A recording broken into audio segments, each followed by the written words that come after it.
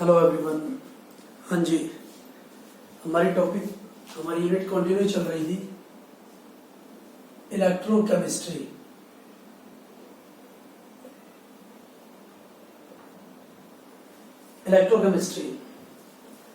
और last lecture में हमने पढ़ लिया था कंसंट्रेशन सेल, नॉन स्टिक्वेशन पे बिहाफ पर जो न्यूमेरिकल्स आपके एग्जाम में भी आते हैं, ठीक है, वो सब हम स्टडी कर चुके थे।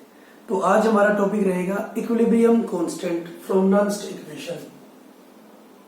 Equilibrium constant from non equation. हाँ जी, इक्विलिब्रियम कांस्टेंट हम केसी से रिप्रेजेंट करते हैं। केसी से हम इक्विलिब्रियम कांस्टेंट को रिप्रेजेंट करते हैं। तो सबसे पहले इक्विलिब्रियम कांस्टेंट वर्ड नॉन स्टिक्वेशन वर्ड आया कहां से? हाँ जी, आपने पढ़ा था इलेक्ट्रोलाइसिस प्रोसेस। उसमें क्या होता था, दो बीकर हम लेते थे जिसमें ZnSO4 सॉल्यूशन है। हाँ जी, जिंक उसमें हमारे पास इलेक्ट्रोड प्रेजेंट होता था, कॉपर इलेक्ट्रोड प्रेजेंट होता था, जो कि डिप था किसमें? CuSO4 सॉल्यूशन में। एक सॉल्ट ब्रिज हमारे पास था K2SO4 KCl से जो कोटेड होता था। हाँ जी, वोल्टमीटर से कनेक्ट होते थे।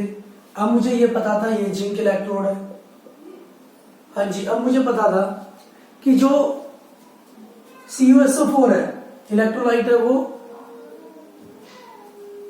डिसोसिएट हो जाता था Cu पॉजिटिव 2 आयन और SO4 नेगेटिव 2 आयन में। Cu पॉजिटिव 2 आयन कहां चला जाता था? इलेक्ट्रोड के पास। और जो जिंक के इलेक्ट्रोड से इलेक्ट्रॉन आते थे उनको वो एक्सेप्ट कर लेता था, गेन कर लेता था और न्यूट्रल बन जाता था। हाँ जी, जो जिंक रोड है लूज कर देता था इलेक्ट्रॉन और यहां पर Zn पॉजिटिव 2 आयंस आ जाते थे, ठीक है। हाँ जी, SO4 जो नेगेटिव आयंस बचे हैं, नेगेटिव 2 आयंस बचे हैं, साल्ट ब्रिज के थ्रू ZnSO4 सॉल्यूशन में आ जाते थे। क्लियर है? हाँ जी, तो इससे हमें पता क्या चल रहा है कि यहां से जो सेकंड बीकर है CuSO4 सॉल्यूशन है, जिसमें वहां पर Cu आयन है, Cu पॉजिटिव 2 आयन है, वो तो न्यूट्रल हो रहे हैं, और जो SO4 नेगेटिव 2 आयंस है वो साल्ट ब्रिज के थ्रू आ रहे हैं लेफ्ट बीकर में, जहां पर वो Zn पॉजिटिव 2 आयंस के साथ मिलकर न्यूट्रलाइज हो जाते हैं और ZnSO4 सॉल्यूशन बना लेते थे, ठीक है। तो इससे मुझे पता चल रहा है कि जो कंसंट्रेशन है सेकंड बीकर की या CuSO4 जो इलेक्ट्रोलाइट है, ठीक है, उसकी जो कंसंट्रेशन है वो क्या हो रही है? डिक्रीज हो रही है। और जो कंसंट्रेशन है ZnSO4 की वो क्या हो रही है? इंक्रीज हो रही है, ठीक है। हाँ जी, तो एक इलेक्ट्रोलाइट की मैं बोल सकता हूं कंसंट्रेशन, एक सॉल्यूशन की कंसंट्रेशन डिक्रीज हो रही है और दूसरे की कंसंट्रेशन इंक्रीज हो रही है, ठीक है। हाँ जी, तो इसका मतलब कंसंट्रेशन में चेंज आ रहा है या कंसंट्रेशन कीप्स ऑन चेंजिंग, ठीक है। और अगर कंसंट्रेशन चेंज हो रही है तो इसका मतलब इलेक्ट्रोड पोटेंशियल भी चेंज होगा, ठीक है। अगर आयंस की, अगर इलेक्ट्रोलाइट्स की कंसंट्रेशन चेंज हो रही है तो इसका मतलब क्या, जो इलेक्ट्रोड पोटेंशियल है वो भी क्या होगा? चेंज होगा, ठीक है। और एक ऐसी अल्टीमेटली एक ऐसी स्टेज आएगी, ठीक है, अल्टीमेटली एक ऐसी स्टेज आएगी जिसमें जो दोनों जो इलेक्ट्रोड है उनका जो रिडक्शन पोटेंशियल है वो इक्वल हो जाएगा, ठीक है। और उस स्टेज को, उस पॉइंट को हम क्या बोलेंगे? इक्विलिब्रियम स्टेज या फिर इक्विलिब्रियम पॉइंट। हमने देखा जो CuSO4 है, कॉपर जो इलेक्ट्रोड है, उसका तो रिडक्शन पोटेंशियल डिक्रीज हो रहा है और जिंक का रिडक्शन पोटेंशियल इंक्रीज हो रहा है, ठीक है। तो एक स्टेज ऐसी आएगी जहां पर उनका रिडक्शन पोटेंशियल क्या हो जाएगा? इक्वल आ जाएगा, ठीक है। और उसको हम क्या बोलते हैं? इक्विलिब्रियम पॉइंट बोलते हैं। और जो उस स्टेज पर जो करंट हमारे पास फ्लो कर रहा है, ठीक है, उस स्टेज पर मतलब इक्विलिब्रियम स्टेज पर जो करंट फ्लो करता है वो क्या हो जाएगा? स्टॉप हो जाएगा, वो बंद हो जाएगा, ठीक है। तो मैं इसका मतलब मैं इसको डायग्राम से कैसे शो कर सकता हूं? मान लो ये मेरे पास रिडक्शन पोटेंशियल है, ठीक है, रिडक्शन पोटेंशियल है। अब मैंने देखा जो रिडक्शन हाफ रिएक्शन है वो तो हो रही है decrease, reduction half reaction means copper पे रिडक्शन था ना, तो रिडक्शन हाफ रिएक्शन की कंसंट्रेशन या रिडक्शन पोटेंशियल हो रहा है डिक्रीज, रिडक्शन पोटेंशियल डिक्रीज हो रहा है, और ऑक्सीडेशन पोटेंशियल क्या हो रहा है, इंक्रीज हो रहा है। ठीक है, हाँ जी, ऑक्सीडेशन हाफ रिएक्शन का जो रिडक्शन पोटेंशियल है वो क्या हो रहा है, इंक्रीज हो रहा है। ठीक है, तो ये पॉइंट जहां पर इन दोनों की जो कंसंट्रेशन है वो इक्वल आ जाती है। ठीक है, तो उस पॉइंट को हम क्या बोलते हैं, इक्विलिब्रियम पॉइंट। ठीक है, उस पॉइंट को हम बोलते हैं इक्विलिब्रियम पॉइंट। ठीक है, उसको हम क्या बोलेंगे, इक्विलिब्रियम पॉइंट। और यहां पर जो करंट है वो फ्लो करना बंद हो जाएगा किसी भी शेल में, और जो ईएमएफ होता है वो शेल का वो क्या हो जाएगा, जीरो हो जाएगा। ठीक है, ईएमएफ शेल का जीरो हो जाएगा। तो मैं लिख सकता हूं जो ईएमएफ था या ई सेल था अकॉर्डिंग टू नन्स इक्वेशन वो क्या होता है, E naught cell equal to E naught cell minus, हाँ जी, और इसी केस में अगर मैं जिंक और कॉपर की अगर मैं इलेक्ट्रॉन मान रहा हूं, ठीक है, जिंक और कॉपर अगर मैंने इलेक्ट्रोड लिया है तो मैं रिएक्शन भी लिख सकता हूं, हाँ जी, Zn प्लस Cu पॉजिटिव 2 से Zn positive 2 plus Cu। Clear है, ये मेरे पास रिएक्शन बनती थी जो पहले भी हम कर चुके हैं। तो उसके लिए जो नन्स इक्वेशन है, E cell is equal to E naught cell minus RT by NF, E naught cell minus RT by NF, हाँ जी, लॉन ऑफ बनता था क्या, कंसंट्रेशन माइनस है ना, concentration of product by concentration of reactant, concentration of product Zn positive 2 की concentration divide by reactant Cu positive 2 की concentration. और इसी रिएक्शन का जो इक्विलिब्रियम कांस्टेंट होता है, Kc की जो वैल्यू होती है, इसी रिएक्शन का जो इक्विलिब्रियम कांस्टेंट होगा वो हमारे पास होगा concentration of product Kc is equal to Zn positive 2 divide by Cu positive 2। Clear है, concentration of product by concentration of reactant. ठीक है, हाँ जी, ये हमारे पास क्या है, Kc है, तो मैं वैल्यू पुट करता हूं नन्स इक्वेशन में Kc की। तो यहां पर एट इक्विलिब्रियम मैं लिख सकता हूं at equilibrium point, equilibrium point में मैंने अभी बोला कि जो शेल है उसका जो ईएमएफ है वो क्या हो जाएगा, जीरो हो जाएगा, क्योंकि करंट हमारे पास स्टॉप हो चुका है, करंट उसमें फ्लो नहीं कर रहा है। तो ईएमएफ इक्वल टू या ई सेल इक्वल टू क्या है, जीरो है। ठीक है, तो मैं वैल्यू पुट करता हूं, zero equal to E naught cell minus RT by NF ln of Kc। ठीक है, Zn positive 2 concentration divide by Cu positive 2 की कंसंट्रेशन मैं पुट कर देता हूं Kc की वैल्यू। ठीक है, हाँ जी, अब मुझे पता है इस रिएक्शन में नंबर ऑफ इलेक्ट्रॉन कितने हैं, नंबर ऑफ इलेक्ट्रॉन कितने हैं, 2 है। क्लियर है, नंबर ऑफ इलेक्ट्रॉन कितने हैं, 2 है, तो N की वैल्यू क्या है, 2।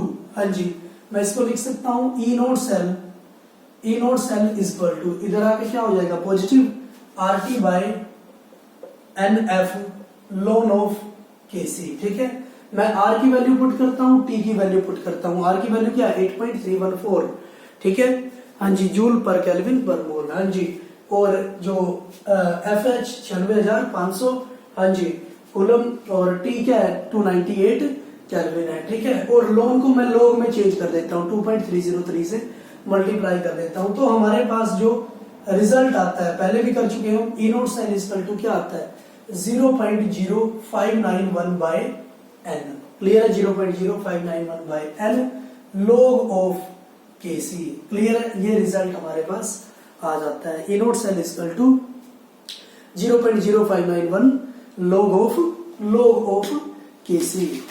क्लियर है, हाँ जी, तो ये आ जाता है हमारे पास। यहां से हम क्या निकाल सकते हैं, इक्विलिब्रियम कांस्टेंट निकाल सकते हैं। क्लियर है, ठीक है, हाँ जी, इसके बिहाफ पर हमें न्यूमेरिकल करते हैं। तो इक्विलिब्रियम कांस्टेंट क्या रहेगा हमारे पास, अब एक बार फिर कर देते हैं कि जब हम रिएक्शन कर रहे थे, ठीक है, करंट फ्लो हो रहा था हमारे पास, तो एक इलेक्ट्रोड की कंसंट्रेशन घट रही थी, दूसरे की बढ़ रही थी। तो जो कंसंट्रेशन घट रही है तो उसका रिडक्शन पोटेंशियल भी क्या हो रहा है, कंसंट्रेशन चेंज हो रही है तो रिडक्शन पोटेंशियल भी चेंज हो रहा था। ठीक है, और एक ऐसी स्टेज जहां पर जो दोनों है उनका, जो दोनों इलेक्ट्रोड है उनकी जो रिडक्शन पोटेंशियल है वो इक्वल आ जाए, उसको हम क्या बोलेंगे, इक्विलिब्रियम पॉइंट। और वहां पर ईएमएफ जो शेल का वो 0 होता है और करंट उसमें से फ्लो नहीं करता है। ठीक है, हाँ जी। इसके बिहाफ पर न्यूमेरिकल आता है पेपर में, उस न्यूमेरिकल को एक बार देखेंगे हम, किस टाइप से न्यूमेरिकल आपके पास आएगी। हाँ जी, आपके पास स्टेटमेंट गिवन है, calculate the equilibrium constant for the reaction. Equilibrium constant आपको बताना है, केसी आपको कैलकुलेट करना है। हाँ जी, रिएक्शन है Cu plus 2 Ag positive, Cu plus 2 Ag positive. Product है हमारे पास Cu पॉजिटिव 2 प्लस 2 Ag। ठीक है, ये आपके पास प्रोडक्ट है। उसने बोला है गिवन दैट, गिवन है reduction potential of Ag positive से Ag, रिडक्शन पोटेंशियल गिवन है 0.80 वोल्ट, 0.80 वोल्ट। हाँ जी, रिडक्शन पोटेंशियल है Cu पॉजिटिव 2 से Cu, पॉजिटिव 2 से Cu 0.34 वोल्ट, 0.34 वोल्ट। फिर उसने बोला है इक्विलिब्रियम कांस्टेंट आपको बताना है। हाँ जी, सबसे पहले तो आपको क्या करना है, इक्विलिब्रियम कांस्टेंट होता क्या है एक बार रिएक्शन देख लो और n की वैल्यू, नंबर ऑफ इलेक्ट्रॉन्स आप निकाल लो। Cu से गया Cu पॉजिटिव 2, ऑक्सीडेशन हो रही है। ठीक है, नंबर ऑफ इलेक्ट्रॉन कितने, 2 इलेक्ट्रॉन इसने लूज किए हैं। ठीक है, हाँ जी, Ag पॉजिटिव से गया Ag, क्लियर है। हाँ जी, +1 है, 0 है, 1 इलेक्ट्रॉन का डिफरेंस है, 1 इलेक्ट्रॉन इसने गेन किया है। तो इसका मतलब 2 से मैं इसको मल्टीप्लाई करता हूं, 2 इलेक्ट्रॉन 2 Ag, ये मेरे पास n = क्या बनता है, 2। n की वैल्यू मेरे पास बनती है 2। ठीक है, इक्विलिब्रियम कांस्टेंट मुझे निकालना है। हाँ जी, इक्विलिब्रियम कांस्टेंट क्या होगी रिलेशनशिप, E नोट सेल = आपके पास पता है E नोट सेल = होता है 0.0591 by n log of Kc, log of Kc। ठीक है, हाँ जी, n आपको पता है, E नोट सेल आप निकाल सकते हो। E नोट सेल क्या होगा, E note cathode minus E note anode. ठीक है, कैथोड पे क्या, जहां पर जिस इलेक्ट्रोड की रिडक्शन होगी वही कैथोड पे जाएगा, A फॉर एनोड जहां पर ऑक्सीडेशन होगी। ठीक है, रिडक्शन किसकी हो रही है, Ag की, तो 0.80 माइनस 0.34 वोल्ट, क्लियर है। तो इसका जो E नोट आ गया वो आ गया 0.46 वोल्ट, 0.46 वोल्ट। n की वैल्यू आपको दे रखी है 2, क्लियर है, वैल्यू आप पुट कर सकते हो इक्विलिब्रियम कांस्टेंट के अंदर। और ये आपके पास आया है, हाँ जी, वैल्यू पुट करो। E नोट सेल है 0.46 volt = 0.0591 by 2 log of Kc। ठीक है, log of Kc, या फिर हम बोल सकते हैं log Kc = 2 × 0.46 volt divide by 0.0591। ठीक है, 0.0591, और ये हमारे पास आ जाता है 15.566 log Kc = 15.566।